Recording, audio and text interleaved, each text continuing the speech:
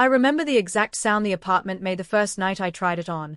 The small metallic click of the zipper, the soft rustle of silk against skin, and the way the radiator hummed as if it were the only witness to what I was doing. My name is Marco, and I live a life that looks normal from the outside. I have a steady job in a tiny office downtown where I manage spreadsheets and calm anxious clients. I wear sensible shoes to work and keep my hair short. People call me reliable and predictable. Isabella calls me considerate and safe. Neither of those descriptions is wrong. They are just not the whole story. By day I am the person everyone expects. By night I become someone else. Not because of a dare or a bet or some wild youthful impulse, but because there is a part of me that is quieter than the rest, and when it wakes it pulls me into a shape that feels truthful in a way my day job never does. Cross-dressing began for me as curiosity. Then it became ritual. Then it became a secret kind of comfort. The first time I slipped into a dress, it felt like stepping into an echo of myself I had always carried but never allowed to speak. Isabella thinks she knows me. She is kind, fierce, smart, and quick to laugh. We have been together 3 years and we fit well in most ways. We argue about small things, about the dishes or the thermostat, but we sleep on the same side of the bed and she keeps the apartment full of plants the way she likes. She is everything I want in a partner, and sometimes that is precisely what makes this secret feel impossible to hold. I love her. I also love what I become when I let the other self breathe. Loving both of those truths is the clearest and hardest contradiction I have ever tried to live with. We share a one-bedroom apartment on the 3rd floor of a building that has seen better days. The hallway lights flicker in a lazy rhythm and the neighbor's life leaks through the walls in muffled fragments. The living room faces the street where late buses climb the hill. At night the street lights make long pale highways across the hardwood floor. My sanctuary is the small walk-in closet we turned into a dressing room. I installed a second full-length mirror on the inside of the closet door and a little lamp with warm light. It is absurd how a simple bulb can make the world outside shrink until it feels like only the two of us exist in that tiny illuminated square. My transformation is never rushed. I treat it like an offering to myself. I begin with the basics, shaving the faint shadow along my jaw until the skin feels smooth and foreign. I lay out the outfit with care, choosing textures that remind me who I am in that moment, lace that catches at my fingertips, satin that slides like a secret under my fingers. Makeup is my slowest ritual. The brush whispers as it sweeps across contour and color. Foundation becomes a veil that softens edges, and with each stroke something inside opens. Lipstick is the last small rebellion. When I press the tube to my lips and look up, I watch a face appear that is not less true than the one I know in the mirror. She is tender, fierce, nervous, brave, every emotion at once. There is always a small thrill, a tremor of fear, and a whole galaxy of relief right after I finish. Standing before the mirror, I practice a smile, not to perform for anyone but to teach myself how to exist in this skin. People imagine cross-dressing as imitation or masquerade. For me it is reclamation. I take pieces of costume and memory and stitch them into a version of myself that feels honest. But honesty has a cost. The thought of Isabella finding out sits like an unread message inside me. I rehearse stories for the worst-case scenarios and the best. I imagine her shrugging and laughing, and I imagine her walking out of the apartment with her hands full of our life. Both possibilities burn holes through me. Outside the closet door, the apartment hums with ordinary life. Isabella works nights sometimes, and on those evenings the apartment becomes a stage. She will leave a note on the kitchen counter about groceries or a show she wants to watch. On the nights she is scheduled somewhere else, I allow myself to stretch the rules. I keep a small stack of photographs in a showbox hidden behind a row of winter sweaters. They are the only proof I have of the person I can become. In them I am wearing a dress with a frozen smile for the camera, the glow of the lamp making my cheekbones sharp and soft at the same time. Sometimes I take them out and trace the edges as if the paper can remind me of the shape of my courage. My job matters. It is the reason we can afford this apartment, and for the most part the office world is content to let me be conventional. Yet my work has a demand for poise, for tidy explanations, and sometimes for being small. The irony never escapes me that a man who sits in fluorescent light all day trying to appear comfortably ordinary is the one who then spends his evenings in the exact opposite garment to feel most himself. I do not want to lie to Isabella. I do not want to live in secret. And yet I am terrified of how fragile the life we built together could be if the truth falls apart in her hands. That fear is what sets the rhythm for the nights I stay home and the nights I lock the closet door. It is why I check the lock more than once, why I keep the shoes discreetly placed so they do not sound in the hallway, and why I tie my transformations to the small constellations of the city. When the bodega owner tends to sweep his steps, when the upstairs neighbor tends to play old jazz quietly, and when Isabella is late at work or out with friends. Control feels like armor, but it is brittle. You cannot arrange for everything. The universe keeps its own calendar. And then there are the small betrayals I make against my own caution. A knock on the door that I did not expect, the sudden ring of her key in the lock, the way my heart jumps, and sometimes the sound of my dress catching on a chair and making a noise too loud in the hush, all of it pulls the air from my lungs. Those are the moments I have been rehearsing since the first time I slipped into silk. I imagine them in awful detail and try to be ready for the shape of panic that arrives. Panic is strangely decisive. It strips away the finesse and leaves only raw choices. Freeze, change, pretend. Or reveal. Tonight the radiator hums the way it always does. There is a cup of cold tea on the kitchen counter with a lipstick stain that is not mine. That small mark alone could tell a story if the wrong eyes were to read it. I stand in the closet looking at the mirror and feel both the future and the past at once. I love Isabella so fiercely it hurts, and I love the woman in the mirror with the same intensity. The balance between those two loves is the tightrope I walk. Tonight the rope feels thin. I close the outline of this memory here because this is where the other part of the story should begin. Where a choice is made and the small private rituals collide with the public life I have built. Where suspense creeps in and every ordinary sound from the hallway becomes a drumbeat. When you are ready, I will write the next part, the build-up where the secret begins to press against the edges of our ordinary world and the first unexpected moment makes everything tilt. Tell me when to start and I will continue. The first time Isabella told me she'd be working late all week, I nodded too quickly. She smiled, tired and distracted, and said, "Don't wait up, okay? I'll probably be home after midnight." I told her I wouldn't. I lied. That night, the moment her footsteps faded down the stairwell, I felt my pulse shift into something electric. The apartment was mine, quiet, dim, and full of possibility. The fear that usually sat in my chest loosened its grip, replaced by that strange, guilty excitement that always came before I opened the closet door. I turned on the little lamp again. Its golden light spread over the room like honey, soft and slow. My reflection waited for me in the mirror. Just Marco, hair flattened, eyes tired from the day. I looked like someone who needed permission to breathe. I took that first breath and began. The black dress was still hanging where I'd left it, sleeveless, with a hem that brushed the knees. I ran my fingers along the fabric, tracing the memory of who I'd been the last time I wore it. A part of me whispered that this was foolish, dangerous even, but the louder part said, "This is the only time you're alive." I slipped it on. It was like falling into a memory. The sound of fabric sliding over skin, the soft constriction at the waist, the quiet click of the zipper. My breath hitched. Every time, I thought I'd grow used to the feeling, but I never did. It always hit the same way, sharp, sweet, intoxicating. Then came the heels, low, black, barely worn. When I stood in them, my posture shifted, my reflections straightened. The air around me changed. I wasn't pretending anymore, I was remembering. I reached for the makeup bag. Foundation. Powder. Eyeliner. A trembling line of courage drawn over fear. Mascara. A small, steady ritual that made my lashes heavy and my eyes darker. Lipstick. Crimson. My favorite shade, the one that looked defiant even under dim light. When I looked up, she was there again. The woman I become. The one who lives in secret, who moves with grace even when my heart stumbles. And for a moment, everything was still. I walked through the apartment as her. Every step in the heels echoed off the wooden floor, sounding both terrifying and beautiful. I turned off the lamp in the closet and stood in the living room, watching my shadow stretch across the windowpane. The city outside looked softer from behind makeup, blurred and golden. Then, I heard something. A sound, faint, metallic, from the hallway. The jingle of keys. My blood froze. It was too early. Isabella shouldn't be home. Not yet. Not for hours. I moved too fast, panic breaking through the calm. My heel caught on the rug, the sound sharp enough to slice the silence in half. My reflection in the glass became a blur of fear and lipstick. I darted toward the closet, my hands shaking as I tried to unzip the dress. The zipper caught on a thread. I tugged once, twice. Nothing. The sound in the hallway grew clearer, footsteps now, coming closer. My breath came in short bursts. I could hear my heartbeat in my ears. Please let it be a neighbor, I thought. Please, not her. I pulled the dress harder. The zipper finally gave, splitting open. I tore the dress off and threw it behind the door. The heels came next. I kicked them off, too hard, one bouncing against the wall.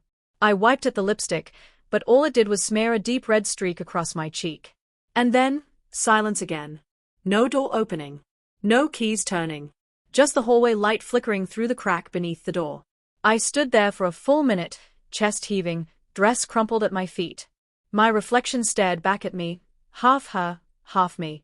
Lipstick blurred, hair tousled, face still glowing faintly from the foundation. I looked like a ghost between two lives. I laughed, softly, breathless. Relief and adrenaline tangled together until it felt almost absurd. I walked back to the closet, my legs shaking, and sat on the floor beside the mirror. My hands still trembled as I reached for a tissue. It took several minutes to calm down. The quiet felt heavy again, the kind of silence that listens. I knew this wasn't sustainable. I knew one day, the timing would fail, the lock would turn, and everything I'd built would collapse under one impossible truth. And yet, as I sat there, staring at the dress draped like a secret confession, I realized something dangerous. I didn't want to stop. That fear, that rush, it had become part of the ritual. The constant risk of discovery made it feel even more real, more alive. Maybe it was the only time I allowed myself to feel anything deeply anymore. I thought about Isabella, her laughter, her warmth, her curiosity. She had a way of noticing small things, details others missed. If anyone could see through me, it would be her. And lately, she'd been asking more questions. "Why do you stay home so often when I'm out?" she asked a few nights ago, tilting her head, eyes narrowing just slightly. "I just like the quiet," I said, too quickly. She smiled then, slow, knowing, and said, "You become mysterious lately." It was meant as a joke, but it landed like a warning. That night, as I gathered the dress and heels and tucked them back into the closet, I promised myself I'd take a break, that I'd stop for a while, before it went too far. But even as I said it, I didn't believe it. Because as I slid the box back into its hiding place, my eyes caught the mirror again. And she was still there, faint but waiting. A reflection I couldn't unsee. I switched off the light, the room fading to shadows, and whispered into the dark, "Just one more night." The next morning felt heavier than usual.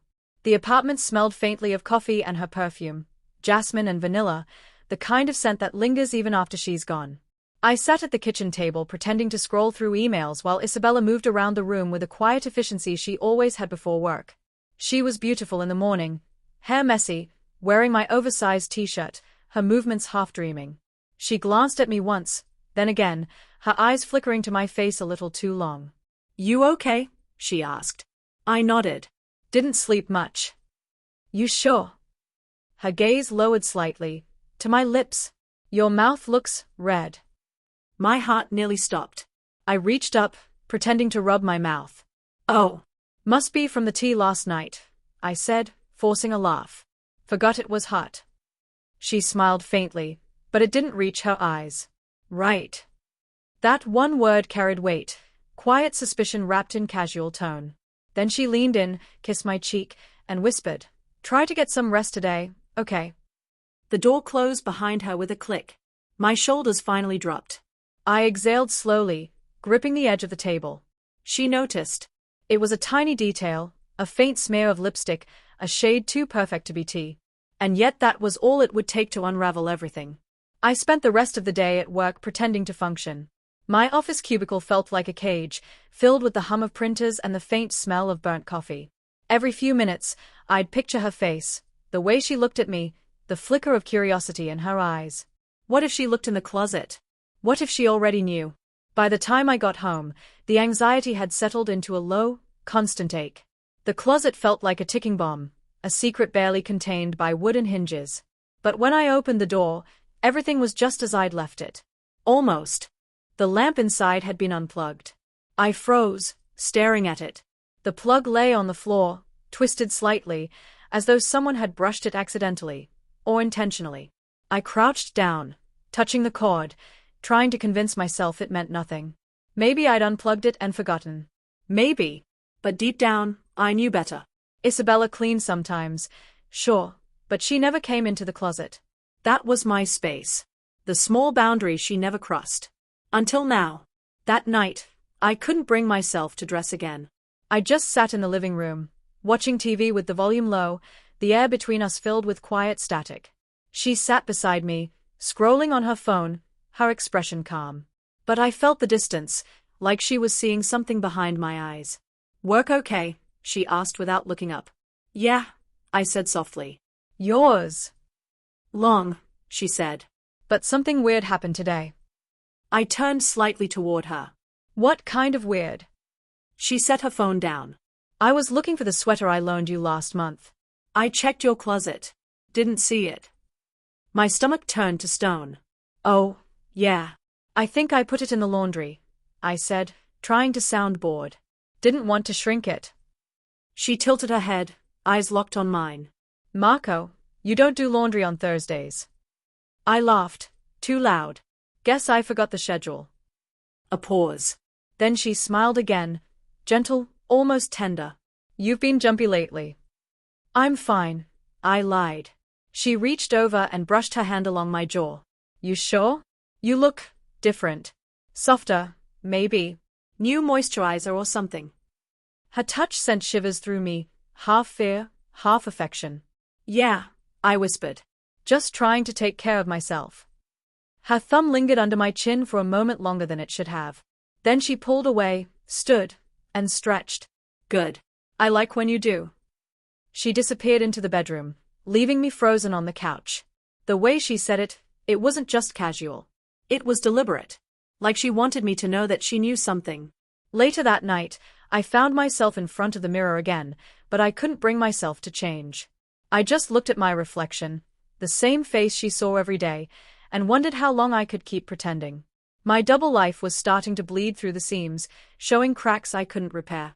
I opened the closet door slowly, fingertips brushing the edge of the dress still folded neatly inside. It almost felt alive, waiting. Part of me wanted to destroy it, to end this madness before it destroyed everything else. But another part, the louder, true part, ached to wear it again, just to feel whole for one fleeting moment. I sat there on the floor, the cool wood against my bare legs, and whispered into the silence, who am I becoming? The answer didn't come from the room. It came from the feeling in my chest, the quiet pull of both fear and longing. When Isabella finally came to bed, I pretended to be asleep. She slipped under the covers carefully, her warmth pressing against my back. After a few minutes, she whispered something I almost didn't catch. I don't mind secrets, Marco. I just hope you tell me before they hurt you. My breath caught. I kept my eyes shut. She knew. Maybe not everything, but enough. The next morning, she was gone before I woke. On the nightstand, she'd left a note. Dinner at home tonight? I'll cook. We should talk. The words sat on the paper like a sentence waiting to be carried out. My pulse spiked. The time I feared was coming faster than I expected. I sat at the table, the note trembling in my hands, and thought, maybe this is it. Maybe she's going to ask me what I'm hiding. And the terrifying part? I didn't know whether I wanted to lie again, or finally tell her everything. Dinner smelled like rosemary and nerves. Isabella was already in the kitchen when I walked in, her back to me, hair tied up, a simple black dress hugging her figure. The air felt charged, humming with something unsaid. The table was set for two. Candles. Wine. Real plates, not the chipped ones we usually used when we were tired and silent. You didn't have to go all out, I said, trying to sound casual. My voice betrayed me. It trembled. She turned, smiling faintly. I wanted to. It's been a while since we just talked. She gestured for me to sit. I did, my heart hammering in my chest like a trapped bird. Every sound, the clink of the wine glasses, the scrape of a chair, was magnified. My palms were damp. I could feel the faint powder of foundation still clinging to my skin, a trace I'd missed earlier, invisible under the kitchen light but heavy in my mind. We ate in silence for a few minutes. The food was perfect. As always, roasted chicken, soft potatoes, a salad she'd chopped too finely. But I barely tasted it. I kept waiting for the moment she'd look up, smile that knowing smile, and ask the question I wasn't ready to answer. Halfway through the meal, she finally set down her fork. Marco, she said softly. What's going on? There it was. Gentle. Unavoidable. I blinked. What do you mean? She tilted her head, eyes narrowing slightly. Not angry, not yet, just patient in that way that made her impossible to lie to. You've been different. Quiet. Jumpy. I went into your closet last week looking for my sweater. The air thickened. I know, I whispered. Her brows lifted, surprise flickering across her face. You knew I went in? I noticed the lamp, I said. It was unplugged. She nodded slowly, lips pressing together. You keep a lot of things in there. The sentence hung between us, not accusation, not curiosity. Just fact. I swallowed hard. I know what you think. Do you? She interrupted, voice calm but cutting. Because I don't even know what I think. She leaned forward, elbows on the table. The candlelight caught in her eyes. So tell me, Marco. What are you hiding from me? My throat felt dry. Every excuse I'd ever rehearsed vanished. There was only the truth now, raw, fragile, trembling at the edge of my tongue. I could have lied again. Said it was a misunderstanding, said the clothes belonged to someone else. But she deserved better than that. We both did. I stood up slowly, feeling the room tilt. My hands shook as I walked toward the closet. I could feel her gaze following me. The air between us was electric. I opened the door. Inside, the lamp waited. I plugged it in and flipped the switch. The small bulb glowed. Warm, golden, honest. The dresses hung neatly in a row. The makeup bag sat open on the shelf. The mirror reflected everything I'd kept hidden. When I turned around, Isabella was standing in the doorway, her hand over her mouth. For a long time, she said nothing. Her eyes traveled over the dresses, the shoes, the shimmer of lipstick tubes. Then, finally, she looked at me, really looked at me, and whispered, "How long?" I exhaled. "A few years." "Before me?" "Yes." "Why didn't you tell me?" I tried to speak, but my voice broke. Because I didn't know how. Because I didn't want to lose you. She stepped closer. Is it who you are? Or something you do? I thought about it, the silence, the ritual, the reflection that felt truer than anything else. Both, I said quietly. It started as something I did. But now it's someone I am. The confession hung in the air, heavier than any sound. She looked at me, eyes shimmering with emotion I couldn't read. And the nights you waited for me to leave. I wasn't trying to hide from you, I said, voice shaking. I was trying to protect what little piece of myself I could still recognize. For a moment, she just stood there, the two of us framed by the soft light, surrounded by all the evidence of my secret. Then she reached out, fingers brushing one of the dresses. Her hand trembled. "They are beautiful," she whispered. The world stopped. I didn't breathe, didn't move, didn't trust it. Her eyes met mine again. "I wish you'd told me. I wish I didn't have to find out like this." Tears burned my eyes. I was afraid. "I know." She smiled sadly. "You always are." There was tenderness in her tone, but beneath it, something else. Something that sounded like heartbreak. Then, slowly, she reached past me, fingers brushing the edge of the mirror. "So this is her," she murmured. "The woman you become." "Yes," I whispered. "And what's her name?" I hesitated. "I don't know. I never gave her one." She studied my reflection, her voice soft but sharp. "Then maybe it's time you do." The suggestion hit me like a wave, terrifying, liberating, impossible. She wasn't yelling. She wasn't leaving. But something was shifting between us, something fragile and irreversible. "I can't lose you," I said. "Maybe you won't," she said quietly. "But maybe you already did." Her words landed like glass shattering. She turned away then, walking back toward the kitchen. I followed, but she didn't look at me. She poured herself another glass of wine, hand steady, and stared at the flickering candlelight. "I need some time," she said. "To think. To understand this." I nodded, my throat too tight to speak. "Go ahead," she said, gesturing faintly toward the closet. "If this is who you are, don't hide from me tonight." For a moment, I didn't move. Then, slowly, I walked back into the closet. I slipped into the black dress, my heart beat a drum in my chest. My hands trembled as I picked up the lipstick, the same shade that had betrayed me before. When I pressed it to my lips this time, it felt like both confession and surrender. When I turned, Isabella was standing in the doorway again. Her face was unreadable, part curiosity, part grief, part awe. She stepped closer, her eyes searching mine. "You look different," she whispered. "I feel different." You always did, she said softly. The silence that followed was unbearable. Every second stretched. I could hear the faint hum of the city outside, the buzz of the refrigerator, the sound of my pulse pounding in my ears. Then, a knock on the door. We both froze. 3 short knocks. Sharp. Urgent. Isabella's eyes widened. Are you expecting someone? I shook my head. My heart leapt to my throat. The knocking came again, louder this time. Isabella whispered, "Stay here."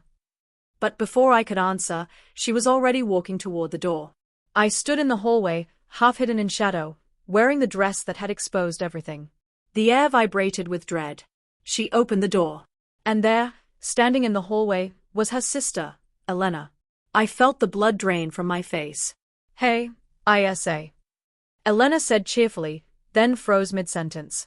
Her gaze moved past Isabella, to me, to the man she'd met a dozen times, now standing in her sister's hallway in heels, makeup, and a dress that wasn't supposed to exist.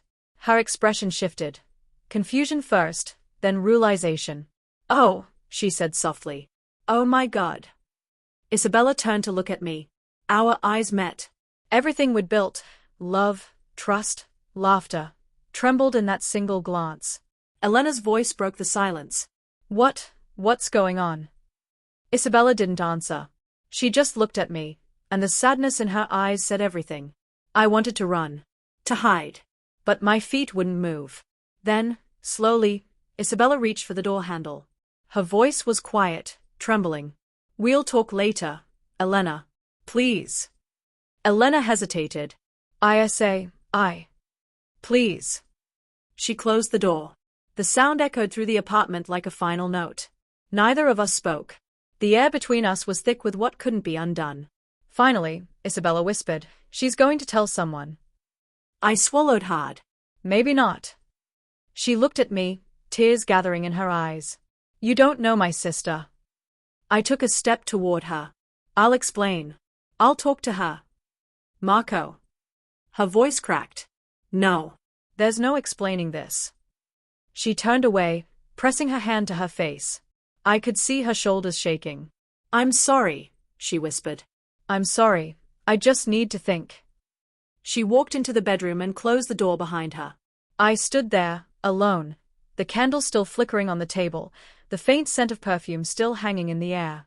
My reflection shimmered faintly in the hallway mirror, lipstick perfect, eyes red, the woman I had become staring back at me with both pride and devastation. Somewhere beyond that door, the world was already shifting, gossip traveling faster than forgiveness. And I realized something then, something cold and true. I had become someone else.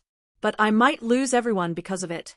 The air in the apartment felt heavy, charged with tension that Marcus could almost taste. He stood frozen in front of the mirror, half of his reflection still her, the persona he had just embraced, and half undone, as if the truth was finally tearing through the illusion. His lipstick was smudged. One earring was missing. His hair, still pinned beneath the wig cap, looked wild and desperate, like the chaos inside him. From the hallway came the unmistakable sound of keys scraping against the lock. "Isabella." Marcus's breath caught. His pulse drummed so violently he thought she might hear it even through the door. He had checked the time earlier. She wasn't supposed to be home for another hour. What happened? Why now? He glanced at the vanity where the remnants of her lay scattered.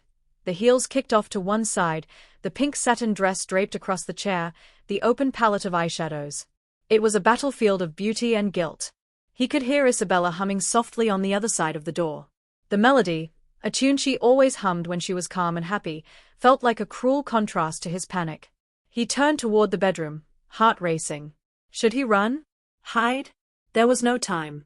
The makeup wasn't coming off fast enough, his fingers trembling too much to unhook the dress. "Marcus? You home?" Her voice was so normal, so casual, it made him want to cry. "Yes," he called back, voice cracking slightly. I just got in."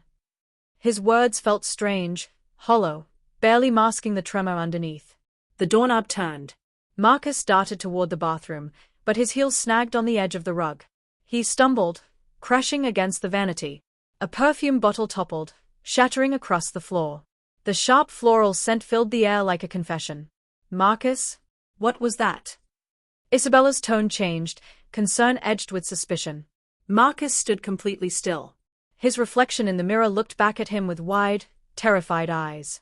The woman staring back wasn't just a disguise anymore. She was someone he had brought to life, someone he couldn't deny, not even now. He heard Isabella's footsteps approaching. Slow. Cautious.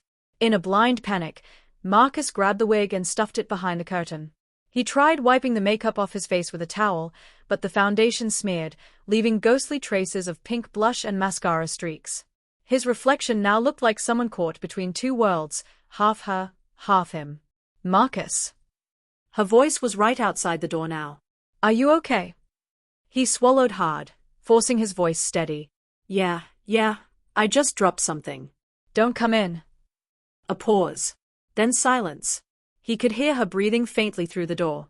Waiting. Thinking. Marcus, she said quietly, why does it smell like my perfume in there? His blood froze. He looked at himself again, this trembling, broken version of both people he'd been pretending to be, and realized something inside him had changed. He couldn't keep lying. Not forever. But before he could decide what to say, before he could take that breath and face her, the door handle turned again, slowly, deliberately. Isabella, wait, he started, but it was too late. The door opened just enough for light to spill across the room. Isabella's shadow fell on the floor first, then her gaze, her eyes scanning the vanity, the makeup, the broken bottle, and finally, him. Her expression froze. The moment stretched endlessly, her confusion, disbelief, and the faint flicker of realization twisting into something unspoken.